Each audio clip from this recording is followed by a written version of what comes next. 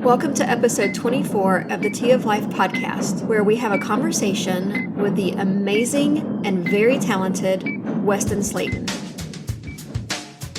This is April. And this is Tiffany. And you're listening to the Tea of Life podcast, where we enjoy telling each adventure of life. We hope that you enjoy listening today as we dive into this week's episode. Okay, so you drove all the way over here just for us? I did. I'm happy to be a part of it. Thank you guys for having me. Thank you. This is so awesome. Yeah, I was stalking you on Facebook, and I realized that is your Facebook page is more like your fan page, because you never post on it. It's all about hey, other fans. I am very, very inactive on Facebook.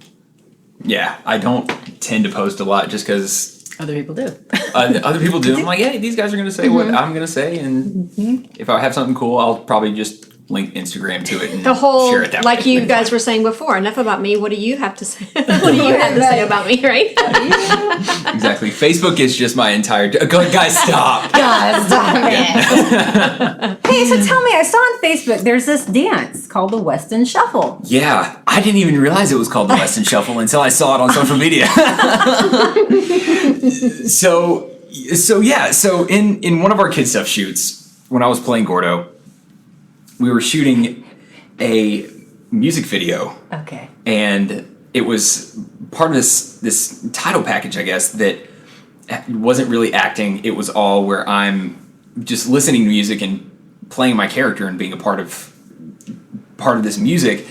And one of the actual other cast members, his name's Greg, he kind of influenced it because he just busts out these outrageous dance moves all the time on set. I'm like, I want to do that. That looks freaking hilarious and so much fun. So I want to do that. And then somebody from behind camera, when camera was rolling, said, just do a Gordo move or do a Weston move. Sorry. Okay. It's just do a move that Weston would do. And I just busted that out. I don't know where it came from. I would say the Carlton from Fresh Prince of Bel-Air, but it's not even close to that. It was just like, I'm just going to do something now. And that's what came out. So somebody, our media producer at KidStuf, she posted that on social media and called it the Weston Shuffle. And then people started asking me about the Weston Shuffle, and now it's a thing. There it is. That we incorporated into, So we will link it back. Yeah. Share that link. For sure. I love it. Knees stay together, hips move, and the arms swing. And it's all about the scowl on the face. Is there a scowl? Well, not the scowl, but it's all about the mean mug on the face. Oh, no. Yeah. That and then the body roll. Mm-hmm. It's like, I'm going to punch you, fool. I'm going to punch you, but I'm going to have fun doing it. That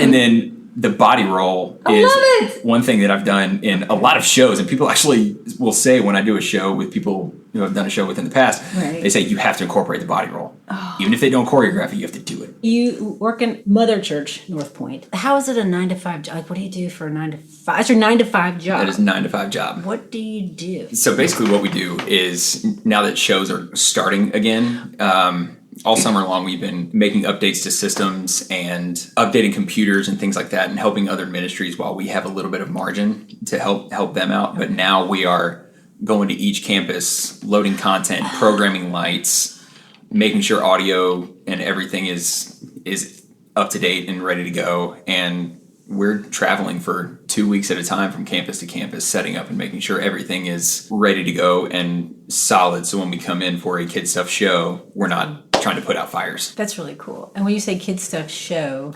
So KidStuf is a show that we do once a month at each campus. And it's a show for families that essentially equips parents to learn what their kids are learning in Upstreet and be able to take it home. It's basically like a big interactive experience, kind of like Disney, like you would go to very Disney. Right, and so you would go and you would have like this interactive experience there. They partner with the parents to kind of talk about the big idea that they have for the month to just kind of reinforce that. They do. So a really cool thing though is, like, when we say it's interactive, is that there's basically like a big screen where they've done some pre-recordings and video ahead of time.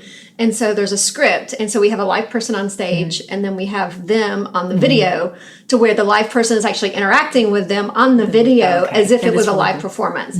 And so Weston is actually one of the actors on the video that he plays one of the characters. And your character? My character his name is Gordo, which every time I tell that to people, they're like, oh, so your character's fat. No. Isn't that weird? You associate. Oh my goodness. Yeah, they're like, I had somebody ask me that, like, oh, is your character really fat or something? I'm like, no, that's just what they call the character.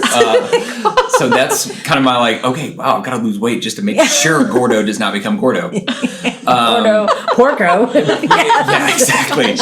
But Gordo is kind of this nerdy, somewhat level-headed character who is the leader of the clubhouse, which is what they call the group of kids that Cammy, Sam, Vinny, and Gordo are the clubhouse characters, and Gordo's kind of the leader of the clubhouse. And it's fun to be able to be on both sides of it, to be able to be in the shoot and then be on the setup side of everything, just to see it from top to bottom is a really, really cool thing to be a part of. It's just a ton of fun. I mean, and just high energy stuff happening all over the place. And this new season's going to be insane. You actually used to work here at Woodstock City. You first worked at Watermark, and then you worked at Woodstock City. Now, did you start at Watermark with Northpoint Ministries, or did you transfer to Watermark from Northpoint? How did you come on staff? When I was a volunteer at Brownsbridge, I was a stage host in Upstreet for 6 years, maybe 5 or 6 years. And I was going through college and doing that whole thing. And once I got to graduation, I was like, oh my gosh, what am I going to do? Political science, which is my degree, doesn't really serve you too well if you don't want to go to law school, which I did not want to go to law school. I took one legal studies class and was out. Yeah. No, I'm good. I'm out. But it just so happened that they'd gotten approval for a role that was very similar to a stage host and would be kind of the coordinator for the hosts and the storytellers and the worship leaders and things like that. And I thought, wow, that has to be God's timing. That really has to be God's timing. So I went through the interview process and got hired at Watermark 6 days after I graduated. From political science, that's your major. Yeah. You majored in political science. Majored in political science. And totally do theater stuff. So it naturally went into ministry. Exactly. Right, Naturally. exactly. That's what people do, right? That's what That's people like do with check a off the box. especially with a political science degree. Exactly. Yeah. Political science and theater and ministry. Yeah, nailed it. Duh. You know? Yeah, it just sounded like the logical next step. So we've established that you went to college for a political science degree. Did you do any acting in college or in high school? Like at what point in your life did you realize that you had a passion for this? First grade. Oh, wow. Okay. Yeah. So when I grew up in church and did the whole church thing, and every time VBS would roll around, what's up, Southern Baptist Convention? I grew up in VBS being a part of the skits that they would have for the parents. And on the one night that parents would show up and see everything, I would always be a part of that. And really just loved being on stage whenever I could get the opportunity. And really found myself kind of gravitating toward being in front of people and performing. And I went through middle school, didn't really do a whole lot. I was going to try the whole sports thing. Didn't work out. Just sat the bench for most of being on the basketball team. I figured making the basketball team was enough. That's enough.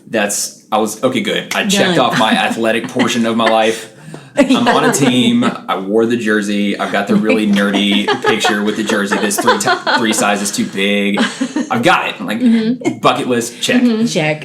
So did that, and then 9th and 10th grade came, and I didn't really know what I was doing, and decided, hey, I'm going to go out for drama and see what it's all about. And immediately rediscovered that love of it, and did a number of productions in high school. And then as soon as I got to college, I went through the process of, I don't think I'm actually good enough to do this, so I'm just going to take a step back. Yeah, looking back, I wish I could have smacked 18-year-old me. Yeah. Like, dude, you're so dumb. What are you thinking? Don't stop. Yeah. Yeah. That was not the smartest decision in my life. I'm really glad I rediscovered it later in life, but I thought, because I'm such a one-track mind kind of person, I said, okay, political science. Right. Here's what I'm going to be doing. I'm going to, first day of orientation, I'm going to major in political science. Right. So I go throughout school and focus on political science, and don't really have a whole lot of interest outside of that, and just constantly studying and listening to political commentary and things like that. And trying to make myself better in that frame of mind. Although I think that there is a little bit of acting that would go along with the political. 100%. So you may have been on the right track there a little bit 100%. anyway. So I remember in my farewell speech in high school when I was addressing this sophomores, juniors, and freshmen, they were asking what the seniors were going to do. And I said, well, I'm going into political science, which is a whole different kind of theater. And everyone, I think Pity laughed, but they laughed, so I felt really good about it. I was like, yes, I'm leaving high school with a comic moment. But you're absolutely right. There's a whole lot of theatrics and grandstanding and a completely different type of theater. But politics is theater. Completely. My best friend, we actually interviewed her this morning, and she graduated with a theater degree, and she traveled for a year with Up With People. Have you ever heard of Up With People? Okay, so this is an organization that you really that you really need to check out because it is so up your alley. It is completely, and you need to go home and you need to Google Up With People. Done. But it's an organization.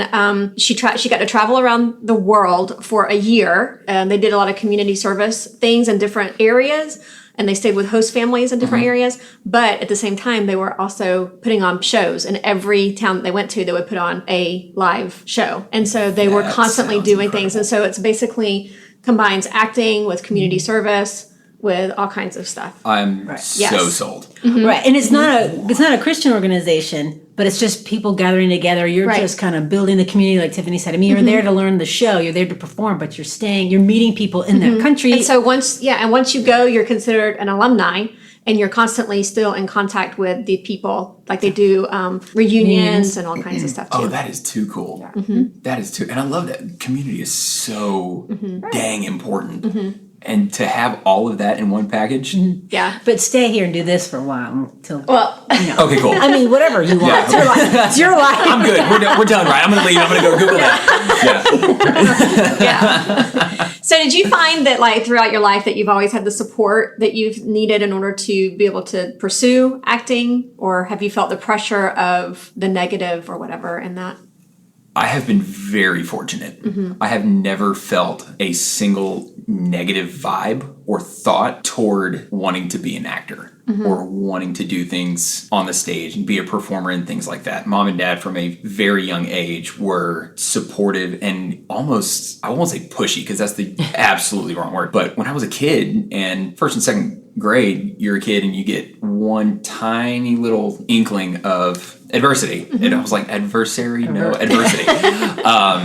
And you just want to give up and go to your room and stop. And mom and dad were like, no, you're doing this. And it wasn't we're trying to get you out of the house. It was you enjoy this and you're going to stick to what you have committed to do. Right. And that has served me so well. Right, they saw those giftings and those talents, and they were just encouraging you to not give up. They did. I like it. Okay. Yeah, they have been my biggest cheerleaders. I love that. Throughout the whole process. That's how parents should be. Mm-hmm. I love it. 100%. Yeah. Absolutely. Yeah. And seek that quality that their child has, that gifting, and run with that. And I feel like, and that's one of the things that with our podcast that we're just so passionate about is that we want to help others bring out the passion that they have, just like that parent that they should do with a child. And we just feel like we just get into like such a rut with we need to go to school here, then we go to college, then we go to grad school or whatever, and then we get married, then we have kids, and then we get our whatever. And it's just like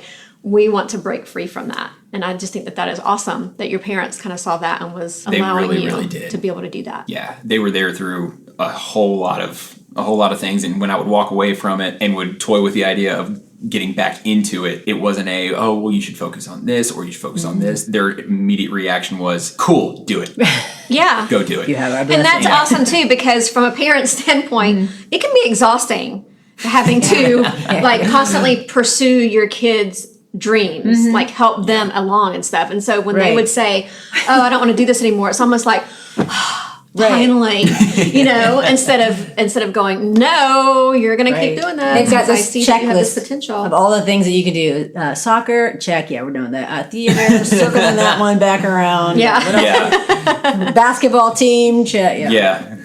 Sports, check off. We're good. Checked. Theater, ding, we found it. Go. There you go. Yeah. Chase it. Absolutely. Yeah. So whenever you do a theatrical performance or any kind of performance, you have to go through a audition. Okay. So how nerve-wracking is that for you? Terrifying. Absolutely terrifying. Because even when I go into a room, and I'll do auditions at theaters around the area, and I know most of the people in the audition room already because I've either done a show with them or I've seen something with them. Right. In one way or another, I know them, but there is something about getting up in front of people. You have 16 bars of music or 32 bars of music to nail your audition, and then you leave the room and hope, okay, maybe I'll get a call back, maybe I'll get a call back, maybe I'll get a call back. And then if you get a call back, you have to study and sweat some more. And then maybe if you're lucky and you were good, you get the role. So when I was first auditioning and getting back into shows 2 years ago, almost to the date, I hadn't auditioned for anything in 6 years. Oh, okay. Wow. Something like that. My theatrical side was being an upstreet and being a stage host. So I was still on stage and kind of satisfying that part of me. But musical theater, which is my number one love and my number one passion, it had been so long, and I hadn't focused enough on vocal performance and what vocal part I was and how to even hold a harmony. That had not even occurred to me. I was like, yeah, sure, I know the music. What are you talking about? Oh, I have to sing a different part than what I'm hearing? Whoa, hold up. Yeah. So when I first auditioned for a local Atlanta theater, it was the most terrifying thing I had ever done, because I walked into a room where I knew no one. I had just found some song that I had prepared, or maybe it was a song from the show that we were auditioning for. I can't remember. But it was walk in there with a song that maybe I thought I could decently sing okay, and went in there, apparently did okay, and then ended up getting cast in the show, and it has been a parade of stuff ever since. Just can't stop. Is it like you walk in and they're facing you, right? It's not like The Voice where they're back at your Right, chair. yeah, and they then are. You sing and they're like, oh my God, this is beautiful! Is that like how it was for you? They actually just had the Staples Easy buttons with X's on them, and we just hold them over their head and just smack them like, Right. no, you're out. We won. Yeah. I prefer the disappearing floor that Ellen DeGeneres has. And you're gone. Just That would make things so much more interesting. it would. And people would work a lot harder if they knew that was coming. Either an eject or down below. Yeah. I think, maybe we could, I was thinking, we turn around, I was looking for a chair. I was like, we could be like, could you do something on this podcast? We could pretend that we're, I'm Adam. I'll be Adam and you can be Blake. I'll be the voice. Okay. You want to do that? Well, yeah, just turn around. Yeah, there we go. See, even just looking at the back of somebody's head, the that nerves better? just... No, it's worse. Oh, It's like, oh my gosh. What You don't know what kind of facial expressions they're Exactly. making on the other side. You can't fake a facial expression when somebody's facing you. When you're facing away, you could be going, oh my gosh, what is this dude doing? right. He's Okay. I didn't the think about that. worst. Okay. Right. So there's a whole added element to that. Okay. So when you go for your audition, do you what do you do to calm your nerves? Oh, yes. Like, do you pretend like you're someone else, or do you drink what do you do? someone else. I mean, I'm not me. well, there have literally been times where I've talked to April about this before, and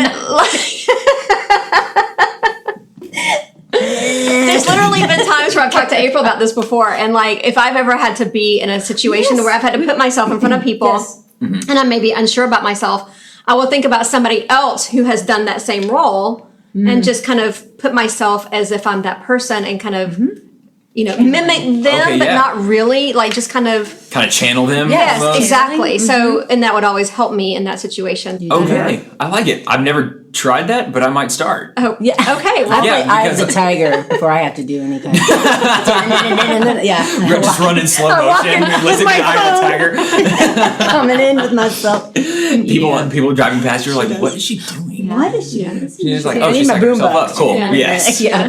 What? Sorry. Do you know what that is? What's up, 1994? Oh, yeah. I was like, you might not know what a boombox is. No, I remember. I meant that in a nice way. I remember. Say anything. I was watching kids outside of my window in my neighborhood when I was growing up in elementary school, and they were full on carrying boom boxes, and I want to be that guy. Yeah. I mean, everyone's like, how do you psych yourself up? So I have noticed that whenever I'm preparing a song, that I'll focus so much on the music. I can make me. Mother made me eat my M&Ms. Mother made me eat my M&Ms. I do the High School Musical thing. That ma. No, I don't. I'm kidding. No, I don't do that. You can tell I work in kids ministry just because I pulled out a High School Musical reference out of nowhere. What's funny is I'm thinking, what's funny is like when you were saying that, I just went to the fact that my 11-year-old just told me like a couple of days ago, Mom, I just watched High School Musical. It was on the TV tonight. I was like, what did you watch High School Musical? Okay. You just watch High School Musical. You just watch High School Musical. No, that's the only thing I remember from that was I can't remember the Sharpay. Just her with the ma, and that's all I remember. That and we're all in this together. That's it. That's all I've got. This together. Yeah. Okay. Exactly. It's your show here. This is about you. You can. Not anymore. Go for it. Apparently not anymore. Nope. I want to hear more. We're all this together. I do too. That was the best thing that's happened to me I'd like to hear more too. Take it away, bro. Give me a guitar. John's. Oh my God. I like to make a fool out of myself. Do you like to make a fool? Do you like to make a fool out of yourself? All the time. And notice I just like to sit back and watch her. This is water, right? That's the Anyhow, how do you psych yourself up? Whenever I'm getting ready to go into an audition, and vocal performance has not been my strong suit in my life. I've not focused on making my voice better and improving my voice. I've just focused on being on stage and that kind of thing. So I find myself going so far into focusing on vocal performance that I realized I'm not actually selling the song when I'm singing it. I'm just singing notes. I'm not actually performing the song in the audition. So what I'll do is I will sit in anywhere I can find a reflection of myself and just sing it to myself, which sounds weird and it sounds really narcissistic. It is one of those things that I'll sing it and realize, oh, you're not doing anywhere near what you need to be in order to sell this song. Right. Because that's what a lot of it is about. And I just started with a new vocal teacher who is really teaching me how to do more of that and how to sell it while making sure the notes are correct. My vocal teacher before that for about a year and a half, her name was Casey Bishop, and she really got me to the point where I could get roles that I didn't think I would be able to get. So she really, really helped me out, and scheduling conflicts kind of got in the way of that. So I started with Bill, who does a lot of things in the Atlanta area, does a lot of Atlanta professional theater, and I'm really excited to be working with him just because he's so good at what he does, and he teaches people to be musical theater actors, not just singers and vocal performers.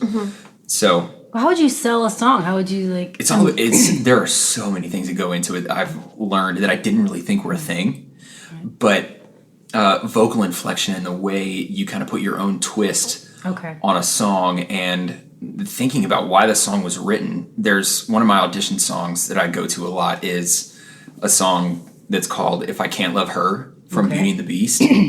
And it's a beautiful song. It's beautifully written by Alan Menken. But when I first heard it, it was, wow, this is a really beautiful song. I got to make sure I get all of these notes exactly the way they're written on the page. That doesn't fly. It's all about finding out where the character is in this moment. Is he at a high point? The Beast is actually at a very low point when he sings this song. And it's all about the vocal inflection and the way you're selling the emotion of the song. Because if you're standing in front of a director and a music director and everybody who's in an audition room, if they hear you sing well, but I don't sell any of it, they're looking at this music and the way it was written and I hit it perfectly, but all I do is sing it, then there's kind of that question mark of, can he actually play this role? I gotcha. Not he might be able to sing it, but can he convey, and can he tell this story of what this tormented soul is going through at this moment in time, at this low point in his life? So that's really what I've come to learn to do, and what I'm continuing to work on is not only the vocal performance of things, of the side of musical theater, but also the acting side, and being able to marry those two and create this performance that's memorable, that people will say, oh, I think he can play this role. And bring it to life. Not, like you said, not just sing it or not just pay homage to that part, but you're just kind of making it your own. Yeah, because I've seen shows that people can sing beautifully, but I'm sitting there watching going, I don't believe you. Yes, okay. I don't believe you're playing this character. I believe you're playing yourself, who can sing these vocal parts really well. Right.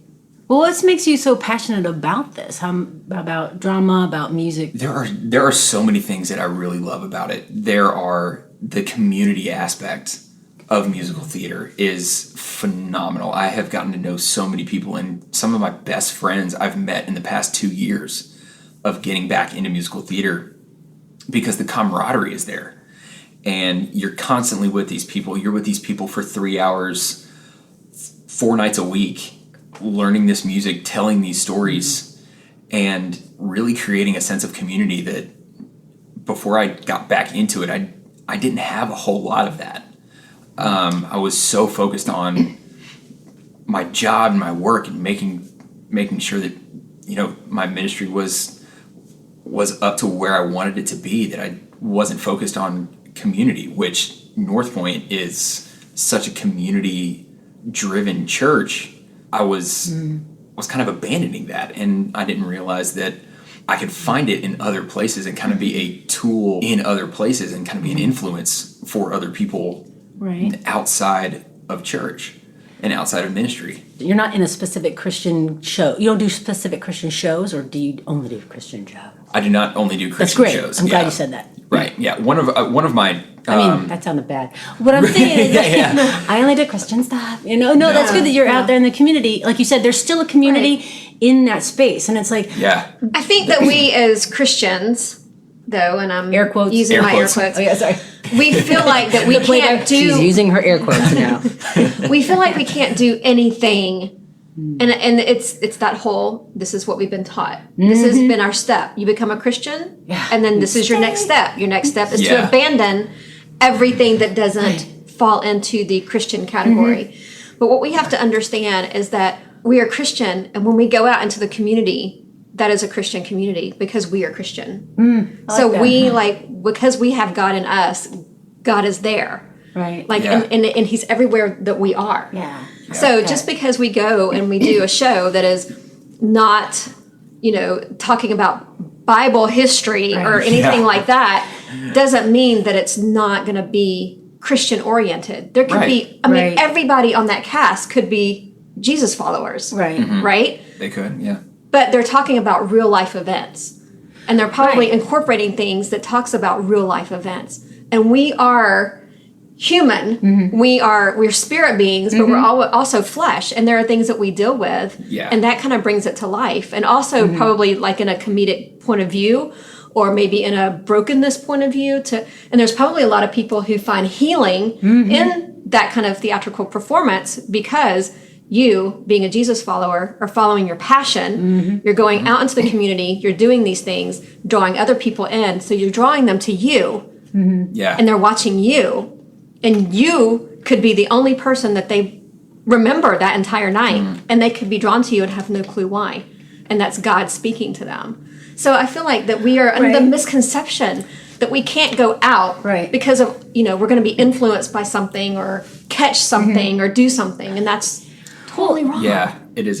It's absolutely wrong. Back when I was only focused on work and focusing on ministry and making ministry my entire life, there was a point in life where I got to a relatively dark place and thought, is this it? This can't be it, because I have no influence left. If I'm not getting out there and influencing and using my relationship with Christ to be a part of the community and, like you said, meet people where they're at, then what good am I doing? Like, really, what good am I doing? I'm just sheltering myself for no good reason. And then once I came to that realization, I thought, man, this is not great. I think that that's really good what you just said, because if we're Christians in this and we continue to stay in the Christian community, then we're only feeding other Christians, and other Christians are feeding us. We're not feeding other people, which God told us to go. Go out into the world and proclaim the gospel, right? And we can't proclaim the gospel if you're already a Jesus follower. So we're stopping our proclamation there if we're not able to go out and proclaim it into areas where Jesus is not. Yeah. I think sheltering ourselves as Christians and as Christ followers, I think it's one of the most unhealthy things we can do, because at a certain point, like if you fill up your cup so much that it starts to overflow, there's nowhere else for that stuff to go. Right. It's just going to fall on the floor and be forgotten. So once I came to that realization and I took that step to get out into the real world and surround myself with people who they might not be Christ followers, or they might not, be as active in church or as active in Christian community. Once I came to that realization, it was, wow, this is where I'm meant to be. Yes. I'm meant to be at this. I love working for a church, and Northpoint has been an unbelievable job for me in an unbelievable position. But even when I was working for Northpoint, they are my biggest cheerleaders, saying, yeah, go do it. Because you're making yourself better. Hello. And you're also creating that influence and at the very least turning some heads and saying, wait, you're a Christian, but you'll go out for a beer with us afterwards. You're not. Yeah. Hold up. Those people critical. exist? You're a unicorn. Like, what? Real Christians are unicorns. I like that t-shirt. Yeah. Christians are unicorns. I saw that at Lifeway somewhere. So I know that you're really busy, and you seem to have like something going on all the time. I'm on your Facebook, and I see just like performance after performance after performance. What keeps you motivated and focused? And what helps you gain energy instead of draining energy from you? I think going on this podcast, right? Pretty much, yeah. I mean, that stole the answer right out of my mouth. Next. No. Box check. Box check. Boom, there it is. Bring it back.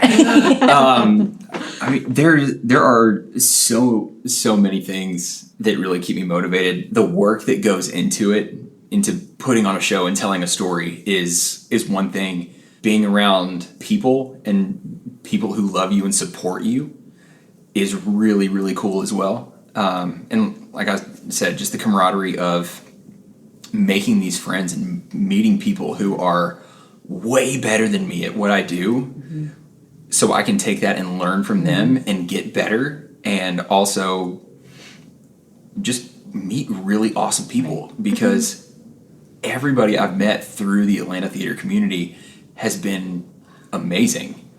And I've done some shows that were unreal, and I've done some shows that were not so great, but at the same time they all have this one connection, and that is the camaraderie of the cast and the community of the people who are a part of it.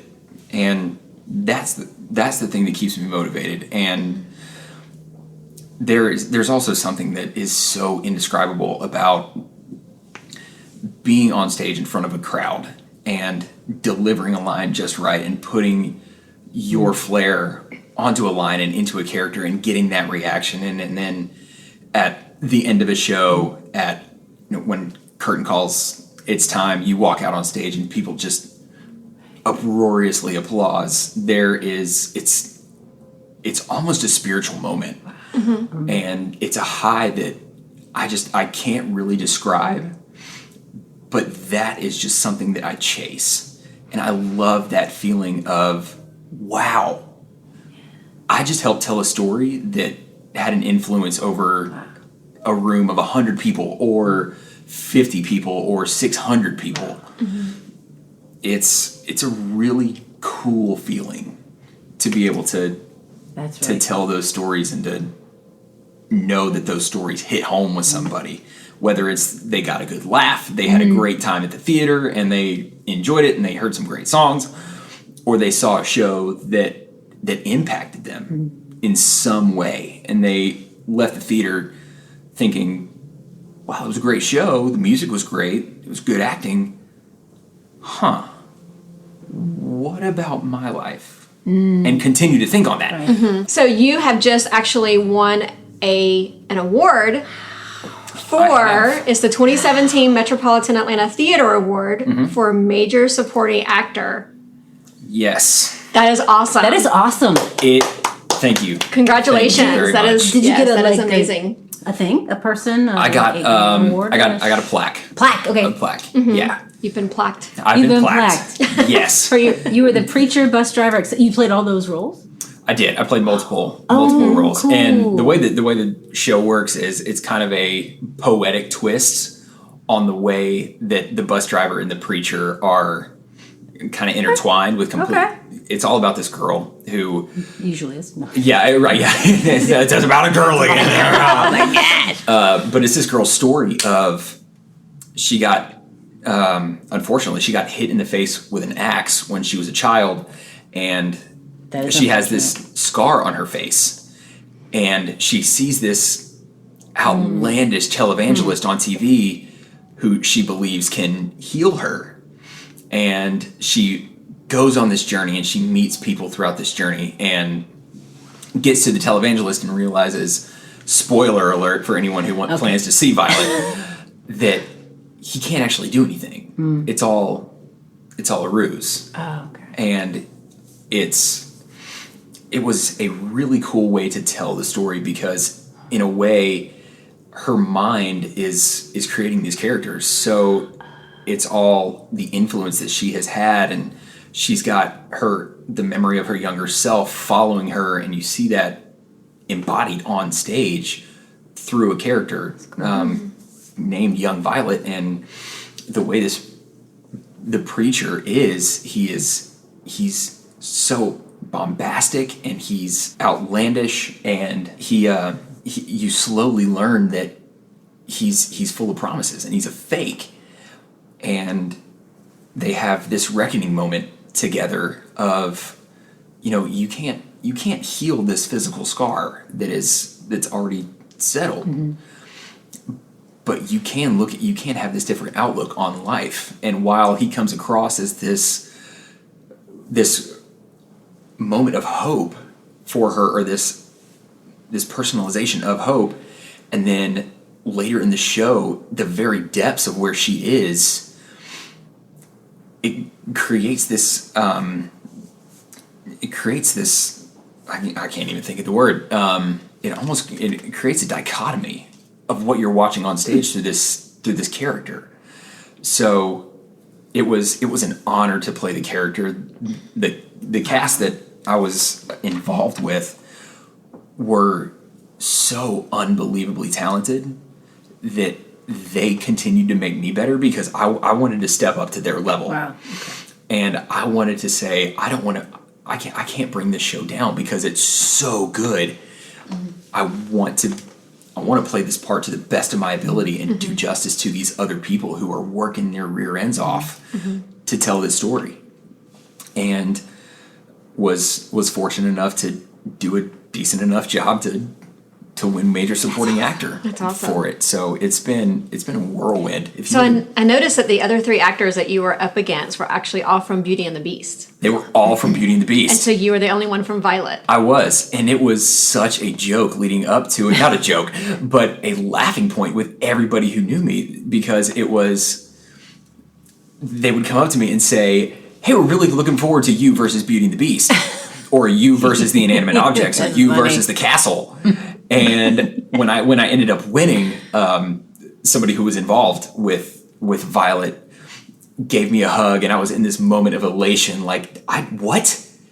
You tell 2 years ago me that I'm going to win a Major Supporting Actor award in Atlanta Theater? I'm telling you to stop smoking. Yeah. Like, no. Like, stop it. Go seek help. Right. But it was when I got off the stage and I had this thing in my hands and people were just hugging me and telling me congratulations, it was this moment of, I have to slap myself to make sure it's real. It's real. Because I never thought I would be at that point. And she actually gave me a hug and goes, "You beat the castle." Which I heard the same thing in 3rd grade when I was playing Mario. So it all came around. But it was a very, very cool moment to be recognized for playing a character that he made the audience flip on a dime. There's a moment in the show where this choir is singing this very uplifting gospel song. You are on a ride with them. Some of our audience even started clapping along with the choir, and he gets there and it wasn't to his level of perfection, so he starts immediately laying into them and just berating them for not being perfect. So to have the opportunity to play a character that brings the audience from this unbelievable high to almost fear is a huge challenge, but it was that's what it was. It was a challenge, and I love to be able to take on a challenge and play that kind of role. And it was so cool each and every night to be in control of the audience and of everybody on stage. And when you have this moment of, you just start yelling and you hear from the audience, like, okay, like I've got him. I've got him. So it was very, very cool, and I'm just so humbled to have been recognized for that. And is that your first nomination? That was my first nomination. Yeah. Okay, so wow, so that was your first nomination and you won. So what has been one of the hardest roles that you've ever played? The hardest role I have played has been the preacher. Has been the preacher because it was such a challenge. And it was challenged to be a preacher, or it was challenged to... It wasn't really a challenge to be a preacher, because I just remembered back to grandma's church. Right. Sitting there in 2nd grade, like, oh my gosh, I have to go through this again. But just channeling that, that kind of vibe from that Southern Baptist evangelical type of thing. And I'm like, oh, cool, I got this. But it was very, very difficult to play that dynamic of a person who's supposed to be this ideal of hope and also the biggest disappointment, because you're watching the show through Violet, the lead's eyes, and you're going through this hopeful moment and also sheer disappointment, all within a span of 2 hours. So that was a difficult one. And then another role that I played was in a show called State Fair. It's classic Broadway, great musical. Some of the music's great, some of the music's not great, but Harry is the lovable kind of guy who thinks that like all this worldly stuff is enough to win the girl over that he's grown up loving, and he just assumes that they're going to get married, and he says, oh, hey, look at these cool, chicken coops that I'm going to build for us because we live in Iowa and nothing else happens. Sorry to people who live in Iowa. Potatoes, right? This is back in like 1920. It's fine. But that was a fun role to play because he's lovable, kind of dumb-ish. Right. Not dumb, but just unaware that he's not satisfying. He loves this girl, but he thinks material things are just good enough.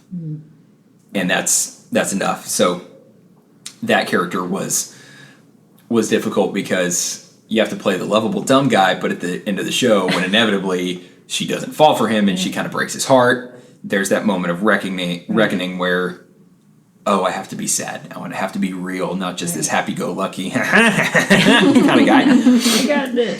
Yeah, that was fun. We did a lot of work with our director, who was so passionately engaged in creating the best possible scene and making sure the audience really connected with the characters. Right.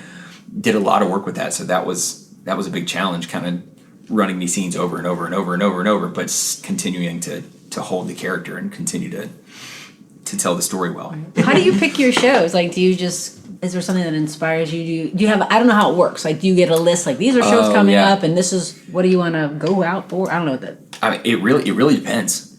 Some shows I'll see that I really want to be a part of, and there's a role that I really want to play, so I'll go out for it, not knowing who's going to be there. But then on the flip side, I'll be talking to a lot of friends who say, hey, we're all going to go out for this show, even though I might know nothing about it.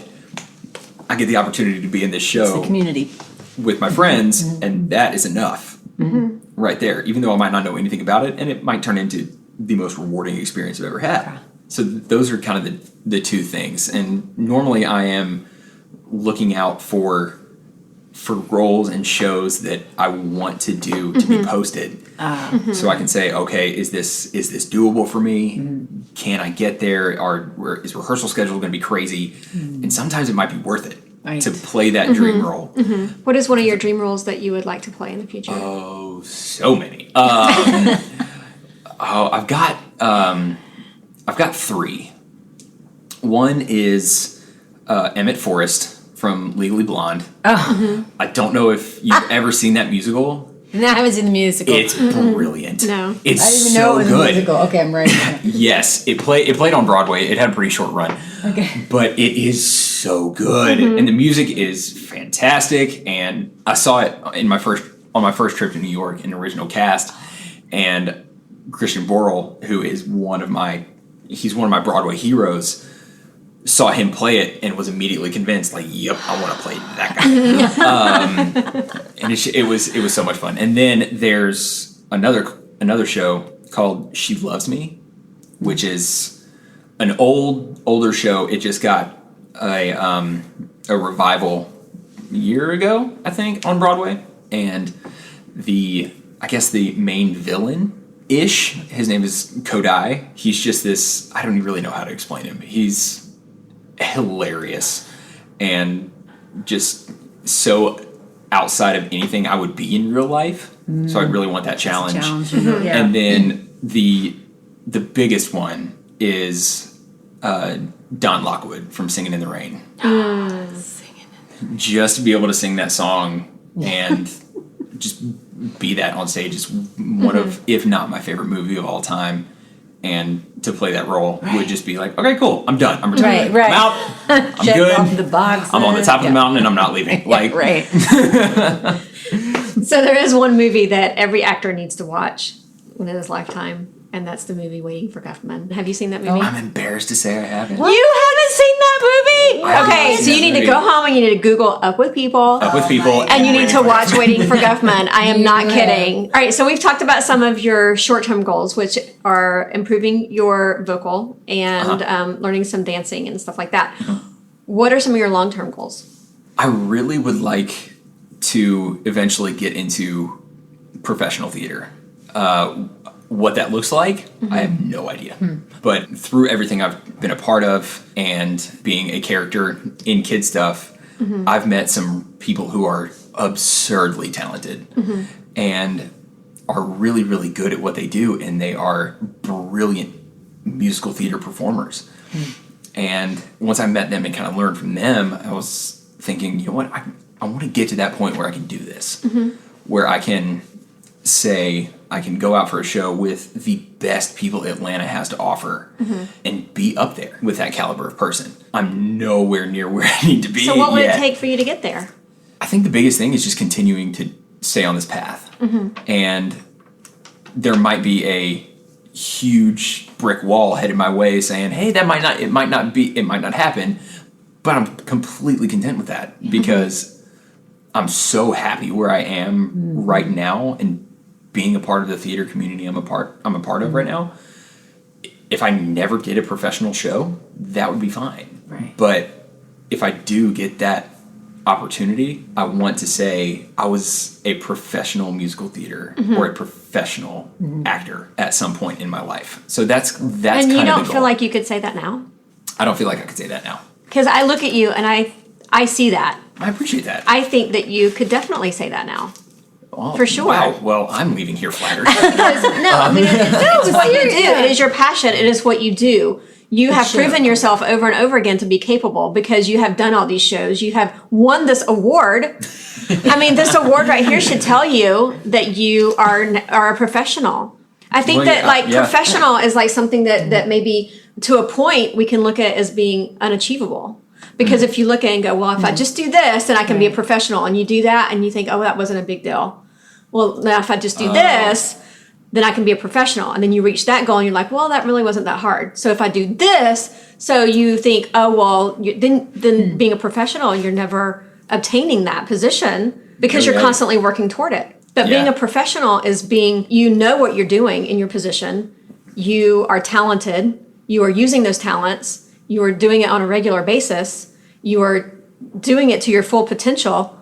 And I believe absolutely that I would consider you a professional actor. Well, I appreciate that. 2 years ago, when I was just thinking about auditioning, I didn't think I would ever be where I am now. So I guess the professional aspect of it is there are a lot of Atlanta theaters that are quote unquote professional. I think it's more definition than anything else.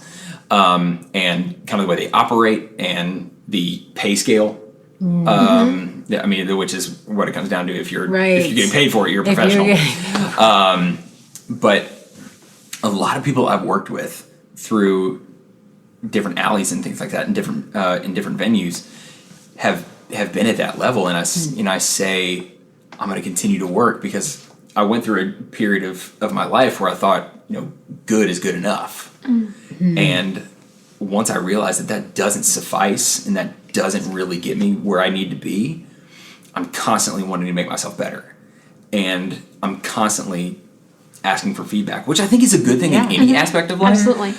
And I've learned that from when I was on staff at Woodstock City, but I was coordinating a lot of volunteers. I learned that from a lot of my storytellers, and they would immediately come to me after telling a story and they would ask, okay, what can I do better? How can I be better? And I really learned that from them, and that's what I've adopted and what I do and how I approach life and what I want to do now. It's I'm really happy where I am. Now let's get better. Let's continue to be better. So we've obviously established that one of your biggest passions is acting. Do you have any other passions? I've recently realized that I like building stuff. Okay. What's up, Right Turn? Like out of set building or like what? Yeah, like Lincoln Logs. I found my set from when I was 6. No, I didn't think it was a thing, but on a whim, I signed up for Pinterest, which I thought was a big taboo for guys for a long time. And then finally did it because when I was on staff at Woodstock, I was on a team of 9 women plus myself. And I signed up for Pinterest because I felt like that was just the thing to do. Right. And then immediately turned out it was one of the best things I've ever done because I got on there and realized, I can start building stuff. So built, I can't even remember what it was. Built a couple of small things, but I realized that I was moving out. I was moving out of my parents' house. I was getting my own place. And I didn't want to just go buy a bed. I wanted something that had my stamp on it and something that I could build. And quite frankly, I have a lot of shoes, so something that could store my shoes. That's a whole different conversation. But I found a platform bed plan that had storage underneath it for shoes and was immediately sold. So I called my dad and said, hey, I want to build this. What do you think of this? He's like, yeah, let's do it. So that has just turned into a passion for building stuff. That's so cool. I've built That's awesome. that, a side table for my living room. With your dad? With my dad. Okay. No, I'm not discrediting you, but I'm like, oh my gosh. Oh, yeah. That's really great. If it wasn't for him, I'd still be building the bed 4 years later. That's good. You can do it together with your dad. And it's turned out to be a really cool thing because that's something that he and I can share and bond over and just hang out for 10, 12 hours building stuff. But I wrote with daddy. Building stuff with daddy. Building stuff with dad. It sounds like a whole new podcast. It does. But that's turned into a lot of cool stuff. We actually just built a dining room farmhouse table a couple months ago. And everyone who comes over sees it and they're like, wow, that's cool. Yeah, I built it with Dad and it cost $65. Oh my goodness. I love that. Yeah. And it turns out that's the best thing you can do because 10 hours and $70 turns into a table that looks like something that's $1,000 from some store that I have no business walking in. Right. So that's like, haha, beat the system somehow. Mic drop.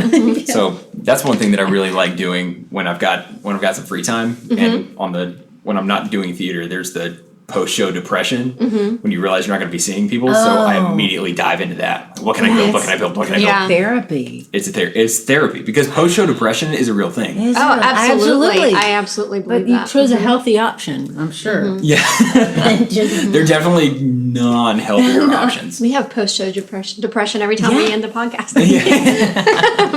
So what advice would you give somebody who is maybe just starting out in acting? And I know that probably depends on their age and their stage of life and stuff. What kind of advice would you give somebody? I would say, because I feel like a lot of actors have this fear that they have to deal with. And I would say go right up to the line where confidence meets fear and take one more step, because that's where I was. I was confident in my abilities, but I was so fearful to be put in a position of vulnerability in an audition room. And because I took that one step towards something that quite frankly scared the living daylights out of me, it's been the best decision I ever made.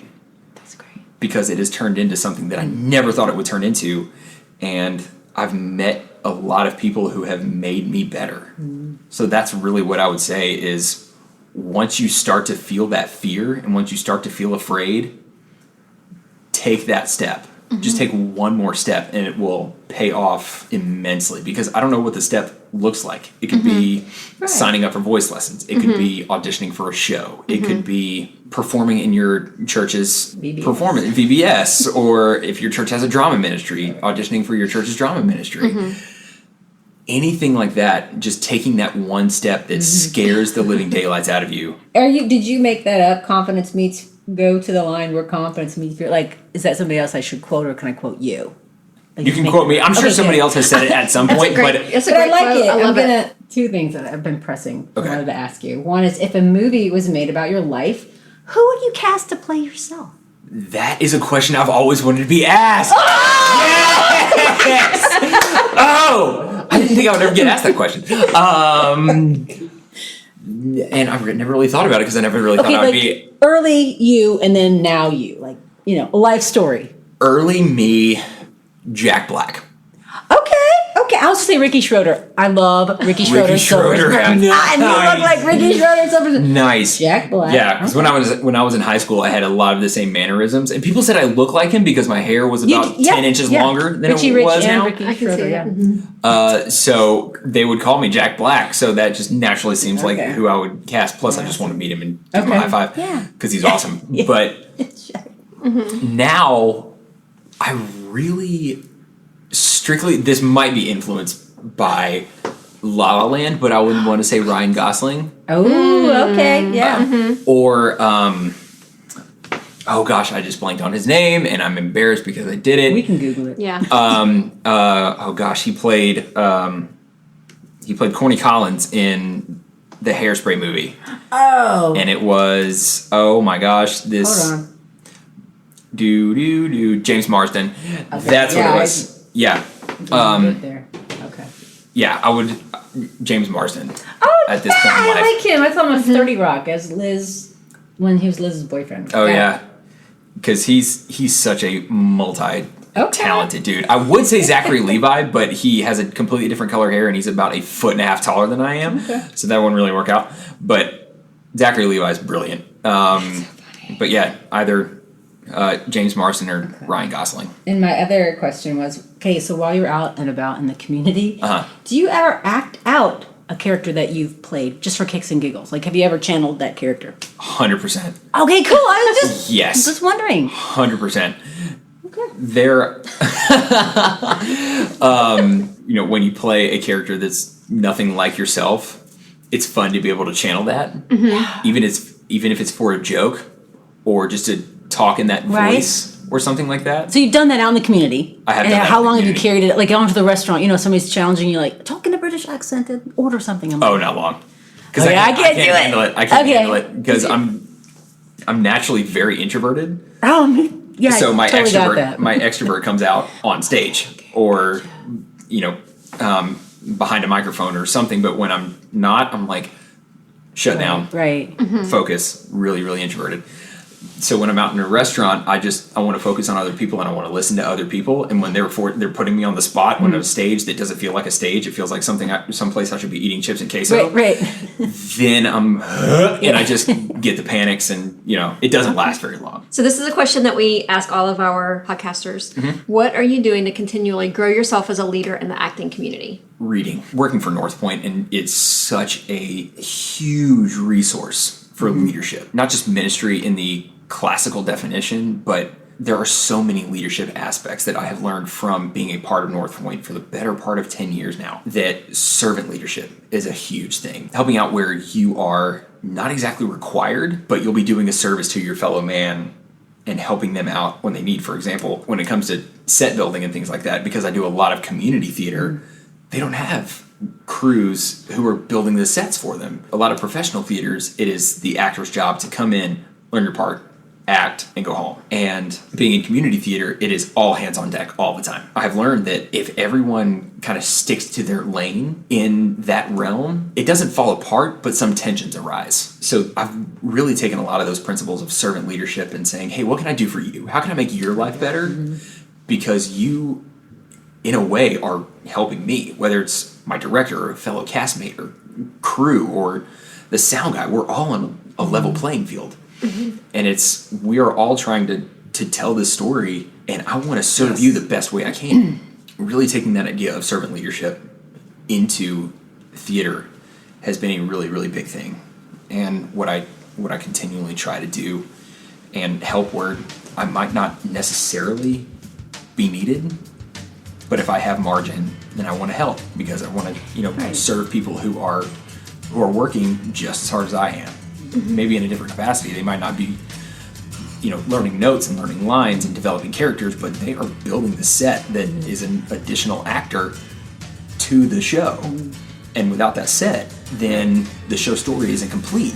So it's really all about helping other people wherever I can, whenever I have the margin to help them out and serve them. Well, this has been an amazing conversation, and I have so enjoyed talking to you. Thank you so much for meeting us here tonight. Thank you guys. Thank you it was a pleasure. for being a guest on our podcast. This has been awesome. Thank you. That's it for today. Tune in next time as we continue to dive into life. In the meantime, don't forget to subscribe to our podcast. You can find us at teaoflifepodcast.com or follow us on Instagram at teaoflifepodcast. Until next time, in the words of Monty Python, Make tea, not war.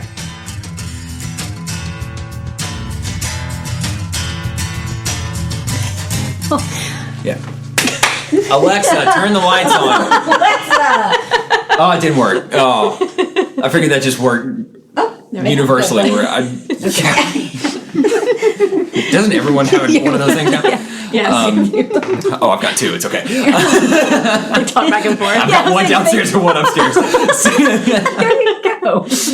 We'll be sitting and doing a recording or something. All of a sudden she'll say, I'm sorry, I didn't get that. Sorry, I didn't get that. We weren't talking to you, Alexa. It's not about you. We know you're always listening, but stop.